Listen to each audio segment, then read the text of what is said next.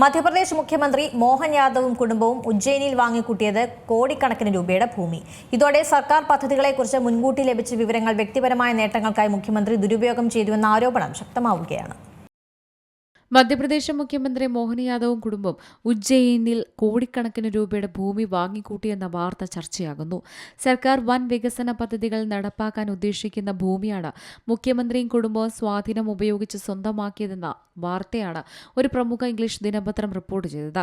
മോഹൻ യാദവ്, അദ്ദേഹത്തിന്റെ ഭാര്യ സീമ, മകൻ വൈഭവിന്റെ ഭാര്യ ശാലിനി യാദവ്, സഹോദരന്മാരായ നന്ദലാൽ നാരായൺ യാദവ്, നാരായണിന്റെ ഭാര്യ രേഖ, അവരുടെ മകൻ അഭയ് യാദവ്, അടുത്ത ബന്ധുക്കളായ ഗോവിന്ദ്, നിലേഷ് യാദവ് എന്നിവരും ഇവരുടെ റിയൽ എസ്റ്റേറ്റ് കമ്പനിയും ചേർന്നാണ് 168 ഏക്കർ ഭൂമി വാങ്ങിക്കൂട്ടിയിരിക്കുന്നതെന്നാണ് റിപ്പോർട്ടിൽ പറയുന്നത്. 2023 ഡിസംബർ 13 മോഹൻ യാദവ് മുഖ്യമന്ത്രിയായി സത്യപ്രതിജ്ഞ ചെയ്യുന്നത്. ഇതിനുശേഷമാണ് അദ്ദേഹത്തിന്റെ കുടുംബാംഗങ്ങളുടെയും അവരുടെ 4 റിയൽ എസ്റ്റേറ്റ് കമ്പനികളിൽ ഒന്നിന്റെയും പേരിൽ ഭൂമി വാങ്ങിക്കൂട്ടിയത്. സർക്കാർ പദ്ധതികളെക്കുറിച്ച് മുൻകൂട്ടി ലഭിച്ച വിവരങ്ങൾ വ്യക്തിപരമായ നേട്ടങ്ങൾക്കായി മുഖ്യമന്ത്രി ദുരുപയോഗം ചെയ്തുവെന്നാണ് പ്രധാന ആരോപണം.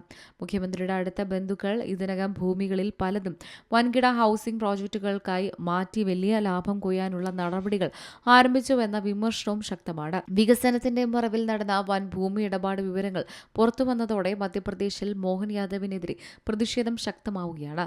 സംഭവം വലിയ വിവാദമായിട്ടും ഇതുവരെ മുഖ്യമന്ത്രിയോ ബന്ധുക്കളോ പ്രതികരണവുമായി എത്തിയിട്ടില്ല. News desk C Malayalam news.